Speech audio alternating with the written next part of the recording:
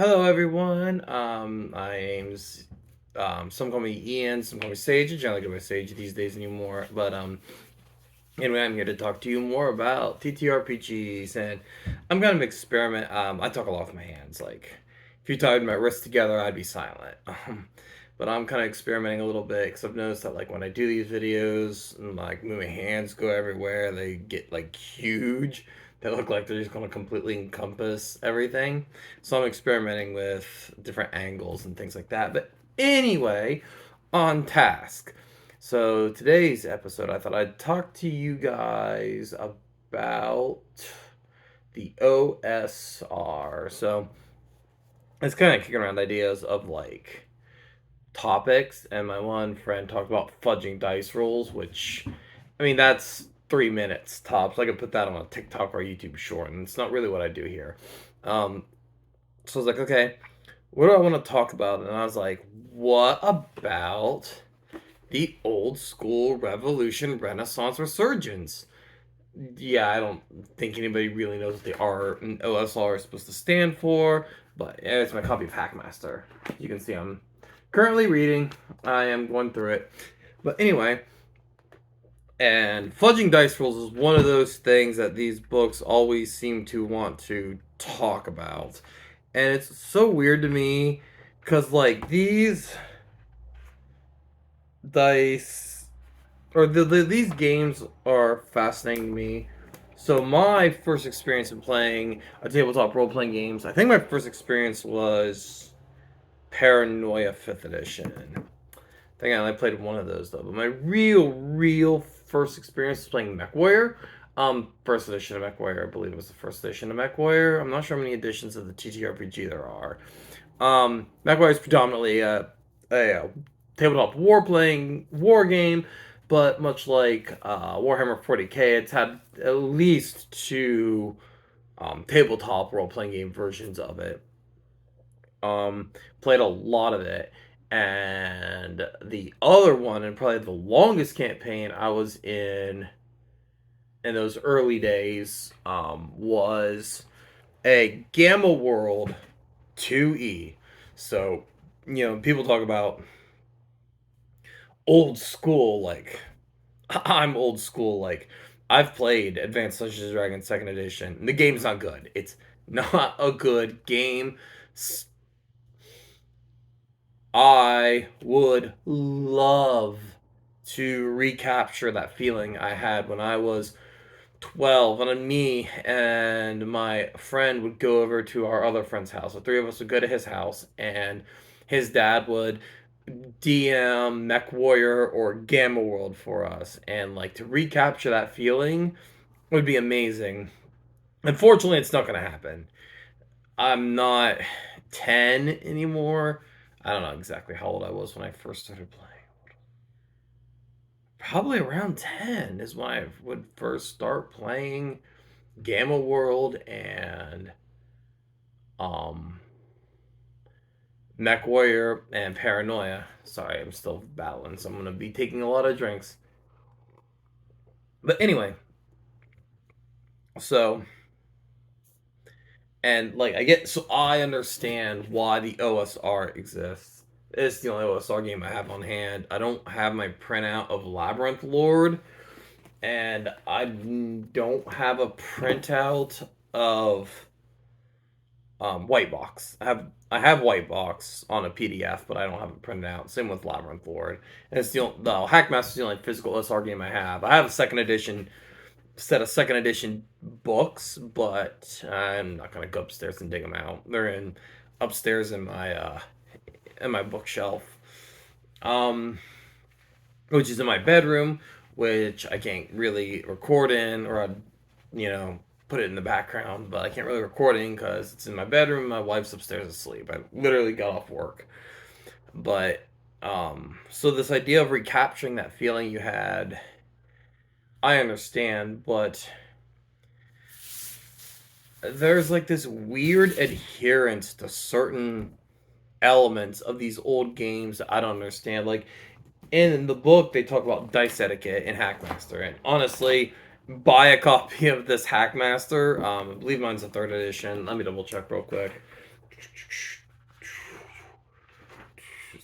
Sorry, but yeah, 2001. Um, fourth edition. Oh, fourth edition copy of Hackmaster. Um, there's this really weird adherence to certain elements. Like, so talk about when is it okay to fudge rules, and the answer is it's okay to fudge rules when the outcome would be more interesting with a different rule. For example, I as DM, because I DM behind a screen mostly so I can make sure nobody can read my handwriting. One of these days I'll show what my handwriting looks like. No one can read my handwriting. So I'm not worried about people reading my notes. I'm more worried about people realizing that my notes are just a collection of like stream of thought scribbles on sheets of paper that I'm just like going back and forth to and basically using as a bullet point outline. I don't really, as a DM, prepare every single possible scenario. I use bullet points and a lot of improvisation. A lot of what I do as DM is, and this is kind of off topic, but a lot of what I do as DM is I will put a puzzle in front of the players without a solution, and then I will just sit back and let them come up with an interesting solution and be like, "Oh no, yeah, that works. That's so." But anyway, so like they have this weird groggish mindset of the dice where they fall, they rule where they fall. Oh, but anyway, but yeah, so it's like this. So if you kill your players because they rolled a 1 and you rolled a 20, well, that's just life. I'm like, great, but that's not interesting. It's not interesting to have a goblin kill 3 of your part. Like, having a goblin accidentally kill the fighter over a bad critical could be funny one time, but it's not funny to have player characters constantly lose their characters. Like, this is a movie you would stop watching after the 7th or 8th main character died and had to get replaced with a almost identical version of them. Um, it's just not inducive to good. It's not inducive to long term story. I'm not gonna say good role playing because I know there are people who like that stuff, and whatever you like, you like. But it's not inducive to long term storytelling. It's very hard to have big, interesting narrative arcs when I don't know if your player character is going to make it to the end of this narrative arc. And not to say you can't ever kill player characters. It is absolutely okay to kill off player characters sometimes, especially because if player characters know that they'll never die, they'll one do stupid things, and two, there'll be a lot less tension in scenarios like combat, like things like that. So the answer when the fudge rules is when it's more interesting. And sometimes I'll roll and I won't even look at behind the screen. I don't even look at what's rolled. It'll be like, oh man, I'm gonna do this thing, and then I'll roll and be like, oh man, he needed a 7 to succeed in his will save, and he got. I didn't even look at the die. I'm gonna even roll a d20. I'm gonna roll a d12 because I just knew that the interesting outcome would be for that player to particularly succeed or fail. Generally will like auto crit or auto fail, and it's never okay to fudge a roll against the players. I know this is contentious. I know this is a thing. It is never okay to fudge a rule against the player's favor. You're the DM. You have literally all the power in the world. You don't need to fudge dice rolls. I'm not saying it's never okay to fudge in your favor a little bit, like giving monsters a little more hit points in order to lengthen an encounter. Maybe your big bad cleric had a magic item or a spell that you didn't have properly maybe prepared on them, but it would make sense narratively for them to have that spell prepared, for them to have that item, and to use it to make the combat more interesting. And that's the key. More interesting. Not longer, more interesting. And that's one of the things I constantly see these people who promote fudging in the favor of the DM is, oh, my player's gonna beat this bad guy too quickly. Okay? That's players sometimes like big victories to come easy. I was running a Mutants and Masterminds campaign, and I had this big boss fight plan. One of the players he had time manipulation powers, ruled like a time freeze ability he had. I rolled a natural one, and my big bad evil boss went down in one action. And you know what? That's okay sometimes. Because the players still, this happened pre-COVID. Players to this day still talk about it. They still laugh about it. We all still laugh about it. They all still find, when I'm DMing, they'll be like, oh no, not a mook. And then, like, the big evil clerical, they'll be like, oh, it's the general for, Dark Lord, whatever. And so it's okay. It's okay sometimes to let those players have those insanely easy power fantasy victories. So, but like a lot of these OSR games, they don't have. They'll tell you, you should never fudge dice rolls. You should always. And I'm like, but that's not fun. But and some of the other weird things that these games hold on to. One of the things they absolutely hold on to is like THAC0. And THAC0 was a bad system. I know people out there defend it. You're just wrong. How third edition handled armor class, where you have a base 10 and your AC is added to it, and you have an attack bonus and you add it to your roll, mathematically is identical to THAC0. It is mathematically identical to THAC0, except it takes less time to calculate. It is just faster, but as far as odds to hit go, it's mathematically identical. They just did half the math already for you. So, like, it's just better. Let go of this old idea. And of course, the same strength, dexterity, constitution, intelligence, wisdom, charisma. They might change one or two of them. Charisma might be personality, and dexterity might be agility.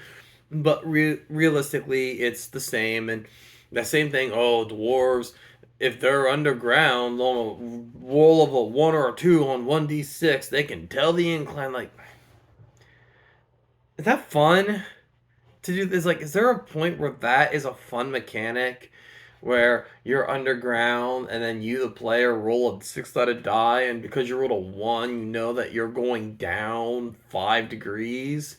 Like, I mean this with sincerity. Does anybody think that's a fun mechanic? Or some like really just kind of antagonistic mentality that came from AD&D second edition. This idea of paladin fall. First of all, these things are like, oh, you roll 3d6 down the line for your stats, which is just a nightmarish way to play. Now don't get me wrong, like, if you as a player are like, I'm gonna roll my stats down the line and see what I get, that's fine. But forcing a player to kind of do that, like, it's like, oh man, so I have this cool idea of having this fighter, and this fighter is going to be, this kind of Conan-ish type character, and the big bad evil guy destroyed his village, and through his rage and training, he was able to lift up the tomb and draw the sword, this great sword out that or even just like, oh, he's trying to go out and he's trying to earn strength and experience so he can go back home and get this, sacred sword that his father, had hidden in this tome, and he can't quite move this, and so I can take the sacred sword, magic sword, and get revenge on, Dark Lord, Dark Lord, whatever. And you're like, okay, 3d6 down the line, 5 strength, 8 dexterity, 10 constitution, 18 intelligence. I'm like, guess I'm playing a wizard. My cool Conan character, I don't get to play anymore. Yeah. Was he? Well, he's Gandalf. Which I know my character is basically just Conan, but like, excited to play. Oh, I have this idea for something I want to play, and then they hold on to. And once again, that's a game series I actually somewhat like that kind of does this. I heard people say that you roll down the line for Palladium. I should have got my Palladium book because there's gonna be a lot of Palladium talk.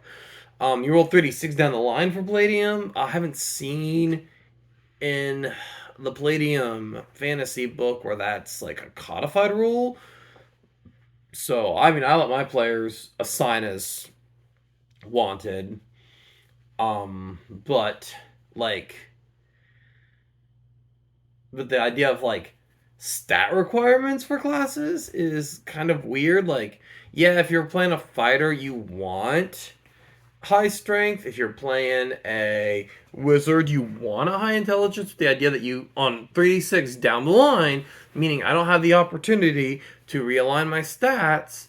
I'm supposed to, playing a paladin, and like they'll have insane, like you have to have at least a 12 strength and like a 17 charisma and 15 wisdom and uh 8 constitution, something like that, and like rolling that down the line, you literally less than a 1%. So you're looking at like a 0.01% of your characters being allowed to play, like, one in like 10, one in 100,000 odds. One in 100,000 player characters are paladins, and then this weird, insane obsession with things like paladin fall in these old games. Like, odds are you'll never see a paladin unless, of course, you house rule the dice rolls, which you shouldn't do because having low stats is an opportunity for good roleplay. That's a lie. That is an objective lie that you're telling. You may not think it's a lie, but it's a lie. It's not true. Having a 9 int does not make me a better role player. Having a well, I mean, I don't want to talk about my int stat. It's having a character with a 9 int with a 6 charisma does not make me a good role player. It makes my character that, and it means that it locks me out of certain things that I may want to do. So this idea of rolling down the line, you got an 8 int, so much for your character, this bookish kind of nerdy character who is forced on this adventure because some duty, some life, whatever kind of character you want to build. Like, there goes by, but that's okay because having a low int makes you a better role player. Having a 7 constitution and no hit points, well, that just means you gotta play smarter. No, it means I'm a burden for the rest of my players, especially when you start getting into some of the other OSR things like. And the Paladin Fall is just a perfect example of this, of the DM actively harming the player characters, the DM actively trying to make the player characters' lives more miserable. And like I said, Paladin Fall is just the biggest example of this. Like, all right, I play a Paladin. Okay, so there you go into the room and there's a bunch of orc babies. What do you do? Let them go. Oh, orcs are evil. You lose your paladin powers because you let the evil monsters who grow up to do bad things survive. Okay, well, I killed them. You killed babies? I can't believe you would murder babies. You lose your paladin powers. So there's nothing I can do to win this scenario. Nope, because I am a OSR DM, and I think that my entire job is to make it so you're not playing the kind of characters you want to play. My entire job is to make your gaming experience miserable. And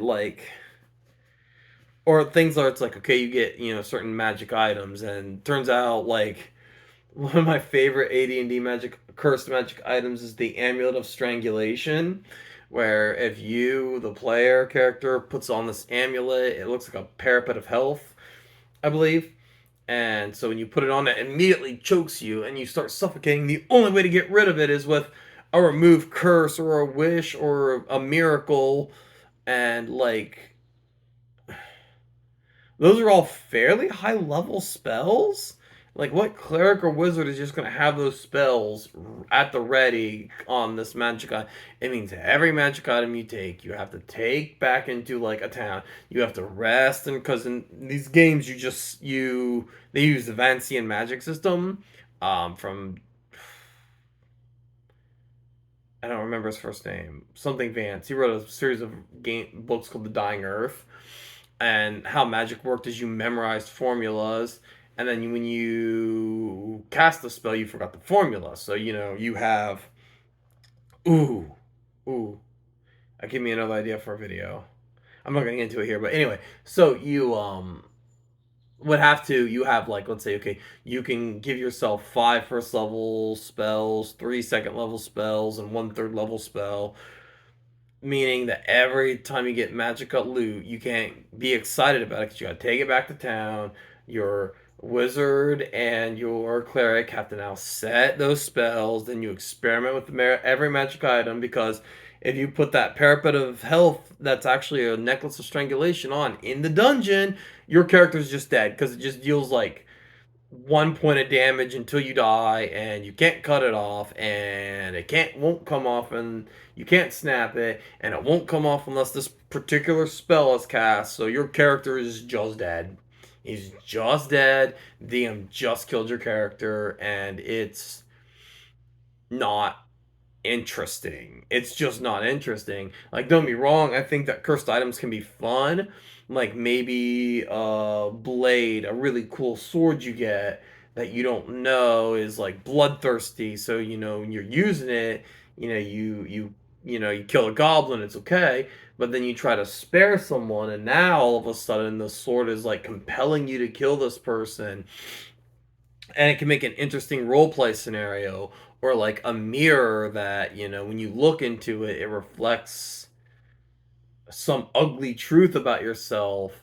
And then, like, you could you know oh so you look into it, and all of a sudden your character has to come into some realization about themselves that you didn't really want to face, but okay, now I have to face that about myself. And then also, you can use that magic mirror that reflects, uncomfortable truths on other player, or not other player characters, on NPCs and things like that.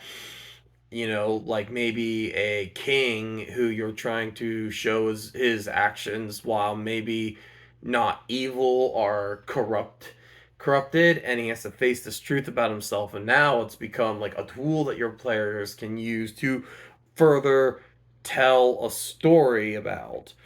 um and like, you're not just screwing the player character. Now, don't get me wrong. I think that AD&D, and I think that some of these games. Oh, the other thing I love, and Hackmaster does this too, and it is the dumbest. Like, and I mean this with utmost sincerity. It is the stupidest thing that Advanced Dungeons and Dragons Second Edition had ever done. So if you're playing a druid and you reach whatever level, 9, whatever, you're fine. And you get like a raccoon hat. So now when you hit the experience points where you can get a level 10, now in order to get level 10, you got to find a level 10 druid who has a cat hat, and you have to punch him until he gives you his cat hat, and you give him his raccoon hat. And no, okay, so now you're a level 10 druid who's got a this cat hat, and now when you get the experience to be level 11, you gotta find one of those druids who have a level 11 dog hat, and you have to fight him for his dog hat. And it just creates, at the point where you're like playing high level games, like, oh yes, we must go fight Dark Lord whatever in his tower of obsidian in the swamp of things that don't smell particularly pleasant, and we must go up and we must fight him. And oh wait, nope, sorry, we gotta now stop because the druid has to find someone with a reindeer hat and beat him up and take his reindeer hat so he can gain his next level of power. And like, but that would also create this like world where, like, you go into a town, and all of a sudden this dude with like a dog hat is like you with the reindeer hat and the giant hand and tiny head. You with the reindeer hat. I must let's fight, and then you've got to beat up this dude with this like you know reindeer or this dude with like a dog hat. And if he beats you, you now go down to the level below you, and he gets to take your hat until you. It's absurd. Like, if you're writing a novel and like this was like a cultural thing, and it would kind of give you this like through line of like certain things that this character would have to do as he progressed, and you could use it to like showcase progression of this character by having him. And it worked really well. And the Monk and Hackmaster has the same thing where you have to beat up masters and take their belts from them or whatever, get their rank. Like, you beat them up, you get their rank, and they go down a rank, which is somebody with 30, probably 33, 34 years of martial arts under his belt. I've never lost a sparring match to a lesser student and had to give him my belt and go down a rank. That's never happened. But this idea of having to overcome, like, if it's especially a story about a martial artist, going to, okay, oh well, I'm a black belt with a white band, so in order to get my yellow band to become the next Dan, Dan 2 Grandmaster, Dan 2 Master, I must encounter this fighter. And so he encounters, this master who teaches him, but in doing so, not only teaches him better martial arts, but also a life lesson about virtue, about determination, about kindness, about love, about friendship, whatever. It would kind of work. But as far as role playing game goes, like, I could see, it being something like where a one particular character has like a series, like his culture requires him to go through these tests of adulthood and would allow you to build a character arc around it, especially if you could tie it into the game world, into the bigger narrative. But like this idea that just universally druids and monks are constantly just encountering each other on the street and getting into these Pokemon battles for, different hats or belts or whatever. It's such a weird game concept, and it just doesn't benefit the system, and it's such a weird gating mechanism. And yeah, I just had to talk about that because it's just the dumbest. It's just the dumbest thing I've seen in these games. And it's this weird adherence to these very silly concepts, very niche concepts, like Paladin Fall for a character you're only going to see. You realistically, if you're playing rules as written, not house ruling your stats, because you never house rule your stats, you're never going to see a paladin ever. Like, the odds of getting a paladin on 36 down the line is infinitesimal. Like, you have to just be lucky to get that, like insanely lucky. um but it but there are good bones. I think there are good concepts in these games. One of the things I really like about AD&D is fighters just have great saves. Just like your fighting class, that's like all these other classes, they get these powers. Like spellcasters just have these abilities that can wrest narrative control from everything. And like spellcasters are really good at defending against spells, and clerics are good at defending against like illusions, and thieves are garbage. And but fighters, like, they're good against rays, they're good against polymorphs, they're good against breath weapons, they're good against versus death, and good against poison. And they're just really resilient on top of their hit points. It gives you a sense of a fighter that third edition never had, fourth edition struggled with, fifth edition doesn't really have as much either. So, something like that is something that these OSR games are really interesting with. um The other thing I actually really like is the idea that once a player character reaches a certain level, and not all of them, which kind of sucks. I think it's something that could be a little more codified across them. But like, okay, so your fighter reaches level 10. Well, now he's a lord. He's name level, and he can build a castle. Not that he couldn't build a castle, because like you should be able to, but like this idea at this stage in your character's career, you are like a legend now. You like have stories being told about you. You walk into a city and people know who you are, and there are people out there who want to be like you. You have like a fan club, you have followers and things like that. And so like this idea of like having this, and so in these later editions, charisma was more important because it determined how many of these followers you would have with you, and that's an interesting concept. It makes actual gameplay extremely muddled because as anyone with a modern sensibility of gaming will tell you about action economy and how absolutely absurdly important mitigating action economy actually is, and having 77 followers, which was part of the gameplay loop of these old games, because the idea you had these big dragons, you would be able to throw 77 dice, and some of them are going to be critical hits.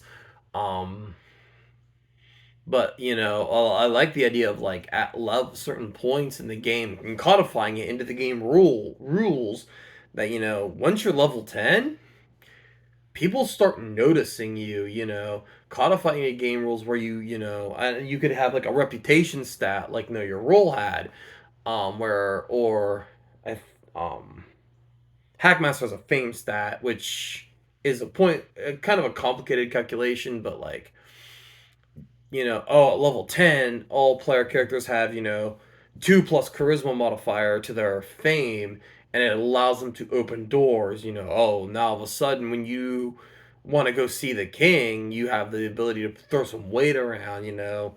Because realistically speaking, having a high diplomacy or persuasion shouldn't just open the door to the king to you, but maybe like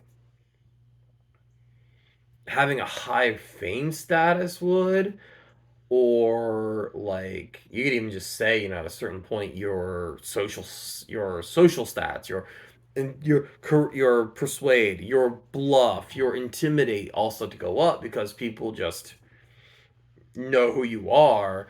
And this idea that you have like now all of a sudden you have like at level 10, level 10 fighter can give a castle and he has followers, and so now you have like level 10, codifying like this idea of having a base of operations wherein, okay, you have like a land grant. People are willing to go to this castle and work for you.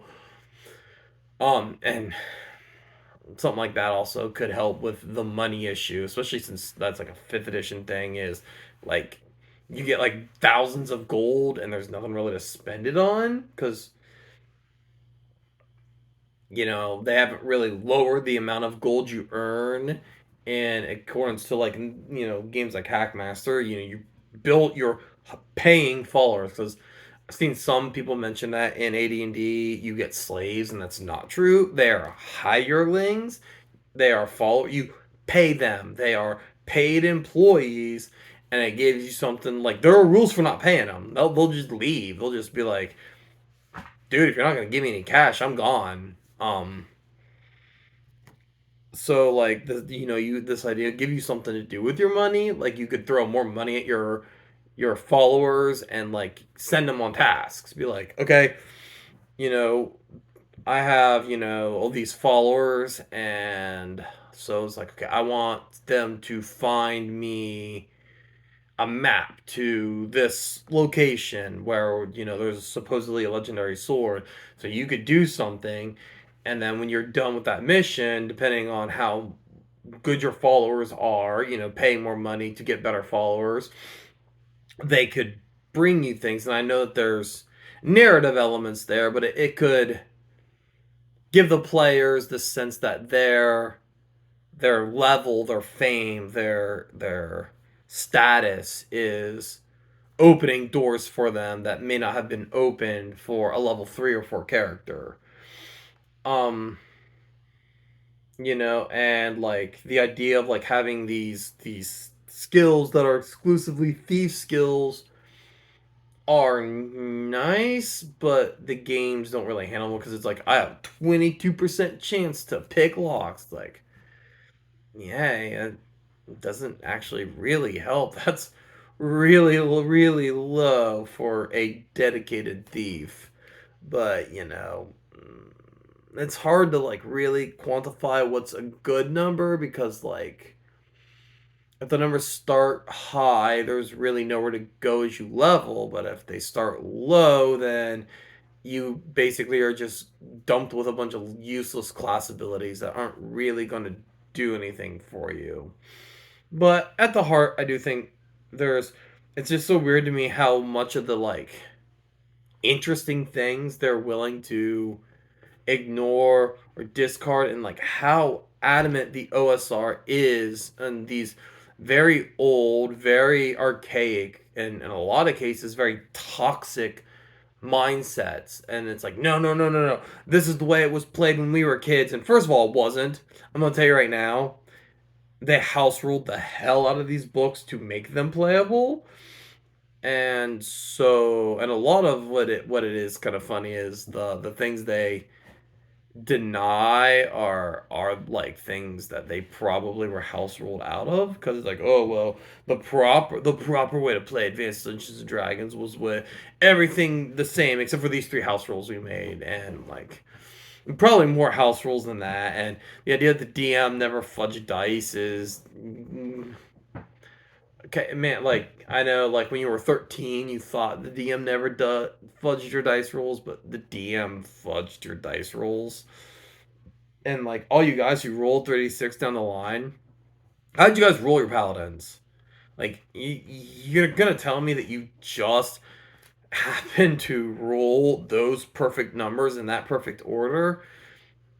You didn't. There was some kind of re-roll. There was some kind of rearranging that happened. Hackmaster does this weird thing where you can like lower stats to increase stats, but it's almost like I think it's a 2-to-1 ratio, and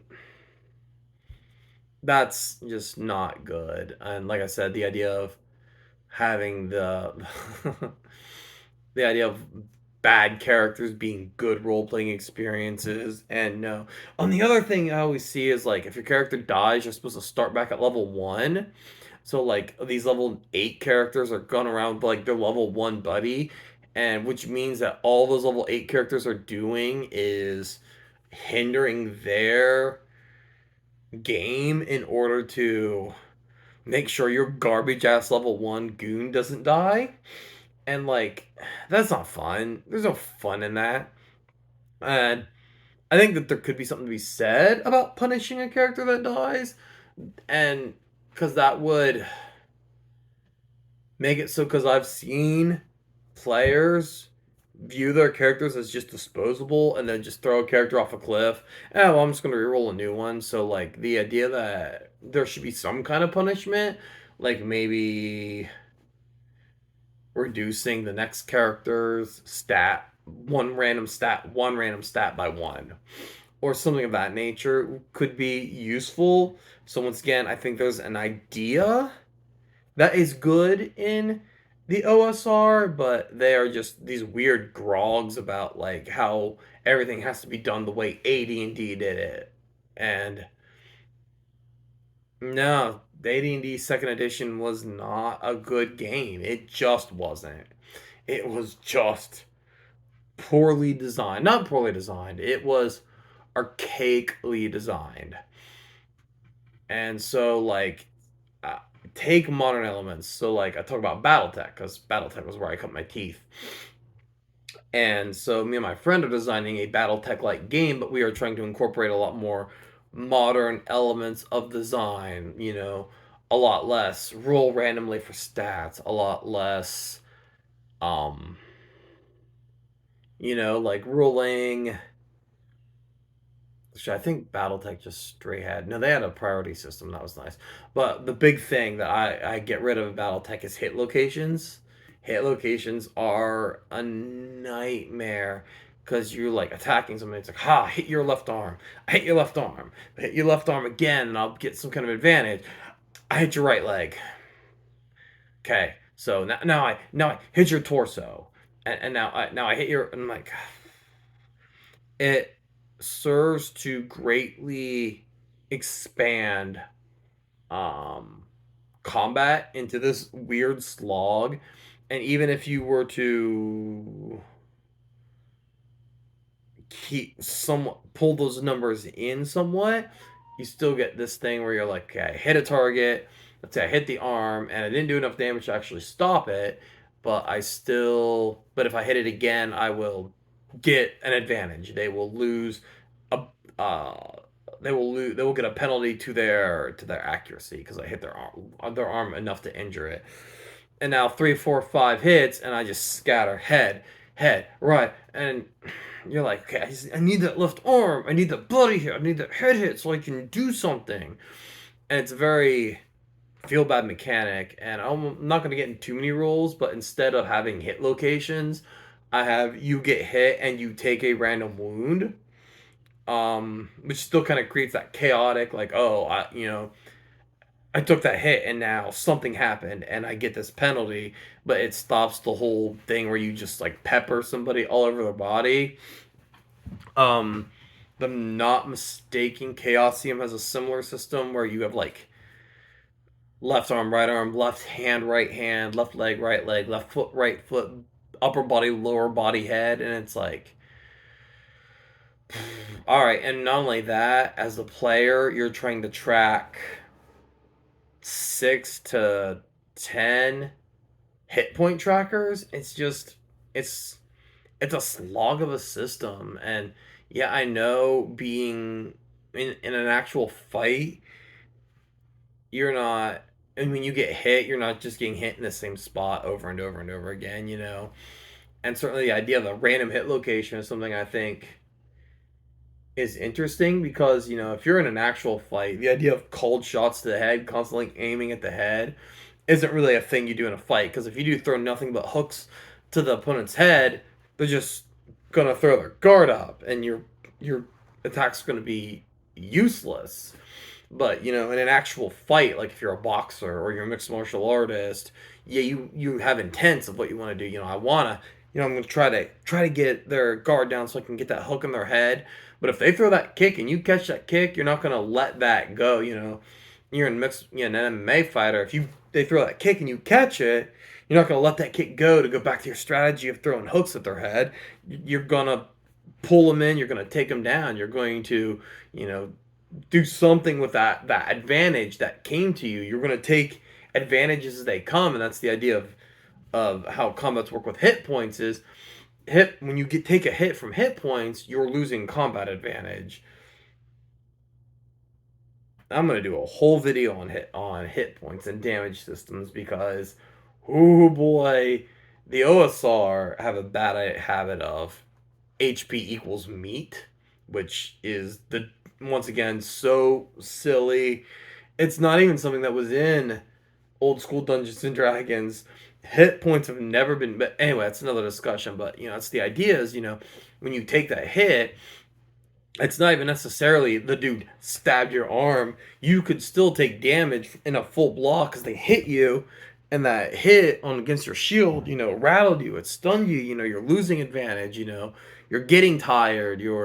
They are pushing back against you. They are pressing you. They are harassing you. They are forcing you into a less advantageous situation. And those last hit points are where they finally dig deep and cut into some of that meat. And like these OSR guys are like, HP is meat, and I'm like, no, that even the games you have, that's those games you're trying to mimic, that's not been true. I am completely lost the point talking about hit point health systems. I'm gonna make that my next video. I'm gonna have to make a note about that because that's gonna be my next video. Because oh boy, I have a lot to say about hit point systems, hit locations. Right. So in the game I'm designing, I've gotten rid of hit locations and got the design because hit locations are just a bad mechanic. They are a feel bad mechanic. I don't need to track 12 hit point bars. When I take a hit, I take 3 points of damage, and I know I'm 3 points closer to being in trouble versus I take 3 points of damage to my left arm and I take 3 points of damage to my right leg. Well, realistically, I'm not that much closer to being in trouble. I took 3 points. I took 3 points. But, like, if I took those 3 points to my arm, it would feel like I'm closer to being in trouble. And then, like, okay, random hit location, I hit legs. Well, they're behind cover, so the attack missed. I'm like, but why am I, if I'm shooting this dude, or I'm sorry, I'm gonna get dismonetized. Am I pew pewing this guy? If I'm firing my gun at this guy, my pulse rifle, my machine gun, my shotgun, my bow and arrow at this dude who's got, half cover. It's a little higher than half. I see my hand. This dude who's got half cover. Why is the leg even in that target? I'm aiming for the part I can see, and I'm like in D&D, you just get a penalty because there's just less target to hit. But these games that do both give you a penalty, and they're like, oh well, you hit their leg, so you missed. Don't do that. Just that's such an annoying system, and it makes battles feel slower, even if it takes the same number of turns. If I hit in the arm and then hit in the leg, if I hit a target in the arm and then I hit him in the other arm, I don't feel like I'm actually making that progress. It is a feels bad mechanic. It makes combat feel slower, which once again, I did talk about, and once again, THACO versus base 10 AC. Even if the math is the same, THACO feels slower because there's more charts to reference. There's more steps involved in understanding how that works. So, yes, I mean, the way a game feels to play is as important as the actual numbers used. Um, it's why I played, or I've seen this. I didn't actually ever get a chance to play it because we found a different Final Fantasy RPG that was just better designed. It was based on D100, but players would have hundreds of hit points to mimic the video game, and even though they're damage scaled up, having 5,000 hit points to manage on your character sheet, even if characters are doing 150 points of damage to that 5,000, it feels overwhelming.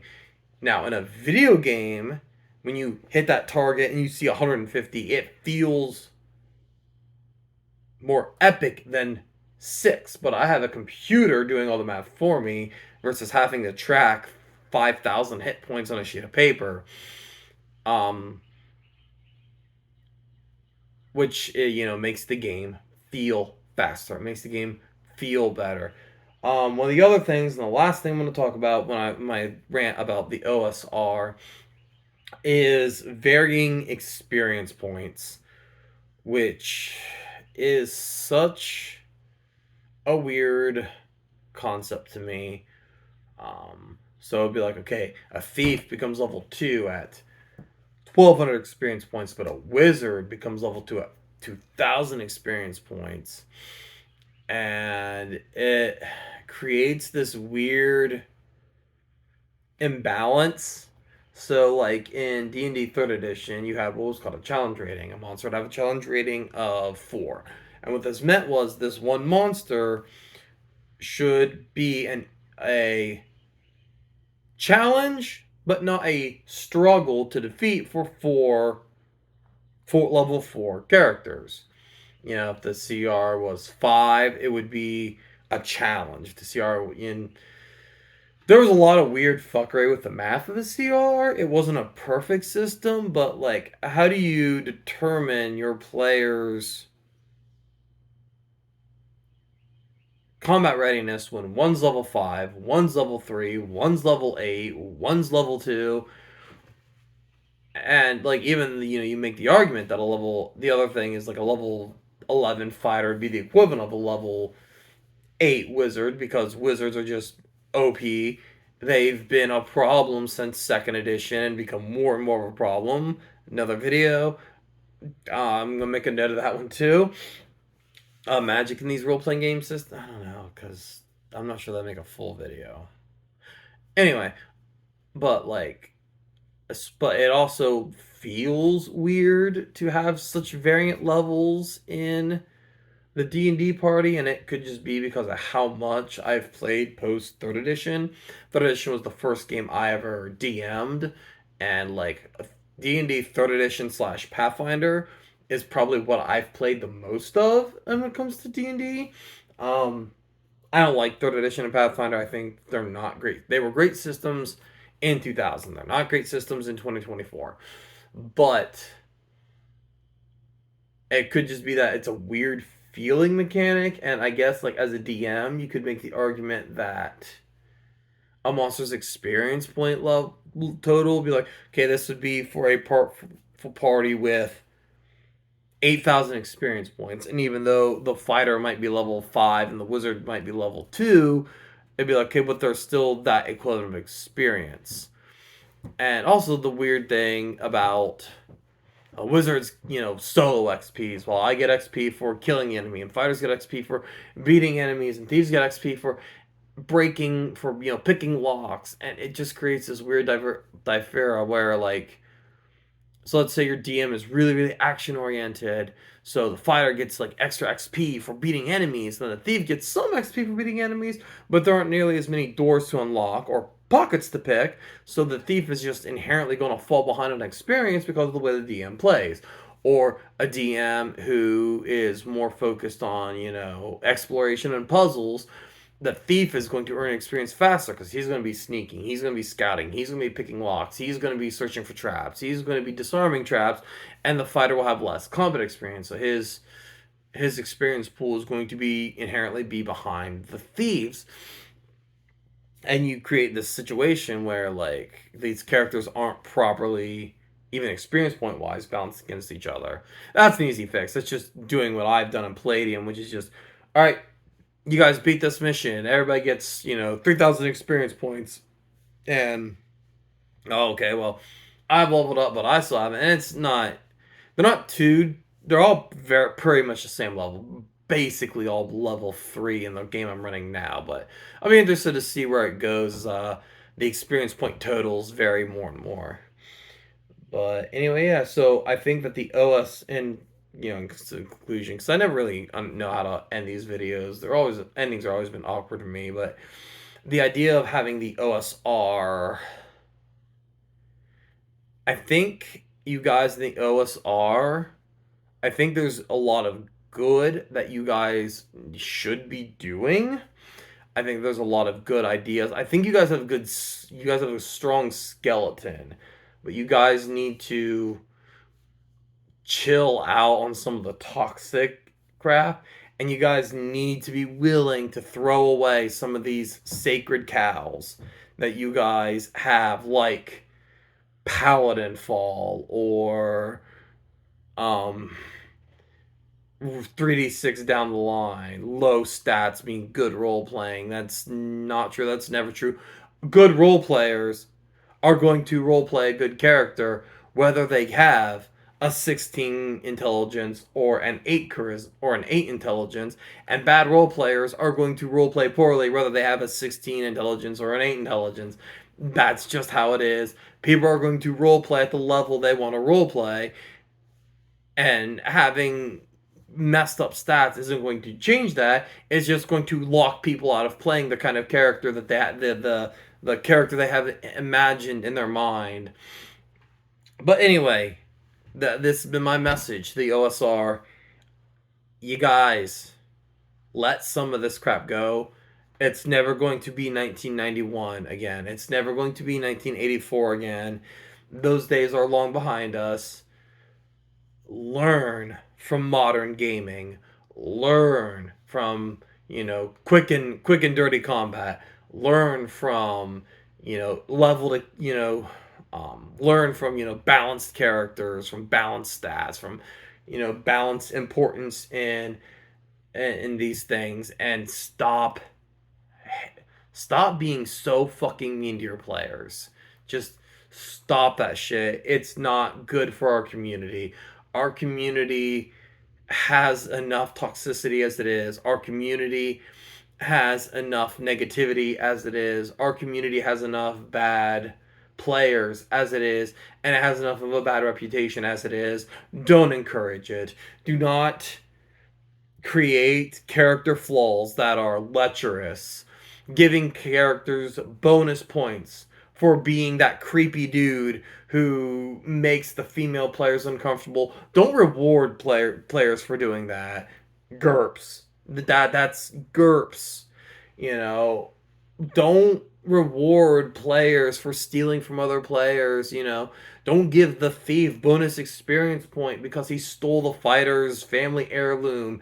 That just creates a lot of bad blood and antagonism between two people. That's not conducive to our gaming environment. If you're going to give players negative, if you're going to do um drawbacks in your game, they should be like real mechanical drawbacks. Things like maybe they need a certain item every so often. They need water to be. They need to. They're mer people, so they have to keep their skin wet. And if they can't get water on their skin, then they get start getting penalties, or maybe something of character flaw that isn't toxic. Like, let's say the character avoids combat. Okay. So the other thing, in these games, they're always like clerics. They use bashing weapons like maces because they're not allowed to draw blood. Have you seen what a pipe does to the human skull? Do you know what happens when a human takes blunt force trauma that? 10, 15 pounds of clubbing energy full force to the skull? It's not a bloodless death. People who get their heads caved in with a pipe, it doesn't leave a bloodless corpse, okay? In fact, it's way more gory than getting stabbed once in the stomach. But anyway, yeah, these very toxic elements that were in the game in 1993, let them go. They're not helping your game. They're not making your game more fun. They're making our community worse for new players.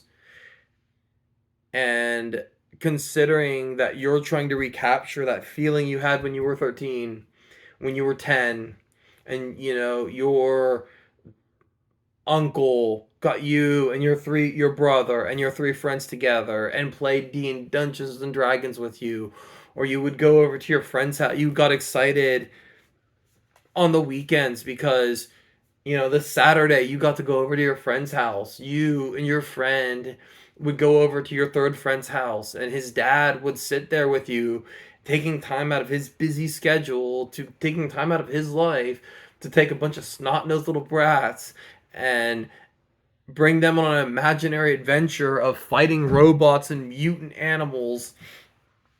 If you're trying to recreate that feeling that we all have, that I have, that those memories I have with my friend's dad at his house, just throwing weird shaped polyhedrals and laughing and getting bit by weird alien rats that lay their eggs into your hand. Yes, that happened in my MechWarrior campaign. Why do you want this environment toxic? Why do you want to keep people out? Why do you want to make young players? Why do you want to make women uncomfortable? You see these people talk about how they can't, you can't, oh, I can't get a girl, I can't get a girl, I can't get a girl, and then you turn around and play these just vile, horny, creepy characters because you took the lecherous disadvantage. Do you think maybe that's part of why? Welcome women, welcome LGBT, welcome children into our sphere. We want these people to play with us. We want, our children to come to us and say, hey, we want to play Dungeons and Dragons with you. And the game you're going to run for those 10-year-olds not the same game you're not going to run, I have in my Palladium campaign a lot of themes of imperialism and racism. I wouldn't play that with my children if they wanted me to play with them. I would make the campaign lighter, but codifying these toxic behaviors in the rule book, you're not helping. Yes, you can ignore anything in the rule book you want. If I decide I want to run a Hackmaster game and I'm like, hey, you guys don't have to roll through 46, drop lowest, arrange as needed. The Knights of the Dinner Table, they're not gonna, come to me and, sue me for doing so, for creating these house rules. But why encourage it? Why try to make this game, this environment worse for people?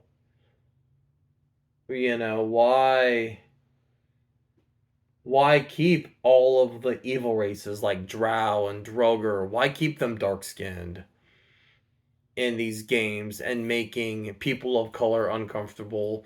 And I'm not saying you can't deal with themes of racism, but the idea that all the evil elves are dark skinned and all the good elves are light skinned, like, you have to see where that would make this gaming sphere toxic for other people. Making the idea that female characters can't play fight. Female characters inherently have lower strength, so Red Sonja wouldn't be a thing because you can't make a female barbarian, which something Hackmaster does. I've seen games worse than Hackmaster about the divergent bio truths when it comes to character stats. But why force it? Why hold on to these very poisonous ideas? Why kill these ideas? You're supposed to be playing these games for years. I'm playing my fighter for 5 years and he dies because I tried to put on a parapet of health and it choked me to death. And now that's it. That's a story arc. It's gone forever because you as the DM decided you wanted to fuck me over. Why codify these rules, these very toxic rules, and get rid of them? They're not needed. We don't need any more horny bards in this world. We don't need any more kleptomaniac thieves, and we don't need any more ultra-violent barbarians. I'm sorry, I'm gonna take the stand. The horny bard is such a boring cliche character. Don't codify that in the rules. Don't tell me that my Drew. I mean, it's not as bad, no, but like, don't tell me that in order to play a thief, I have to constantly steal from everyone all the time. You know, don't make thieves into. Which the worst thing Dragonlance created was Kender. They are so bad.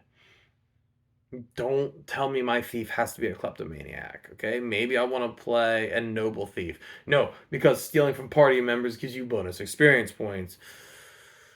So you're encouraging it, you're codifying interplayer conflict, Paladin Fall. You are codifying the idea that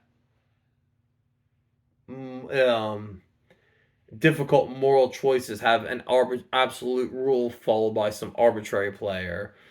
The DM's a player, but and in such, you're also creating a conflict between player and DM. You're creating a hostile environment, and that, you guys in OSR, is the thing you have to get rid of if you want the OSR to be taken seriously among the gaming community as a whole.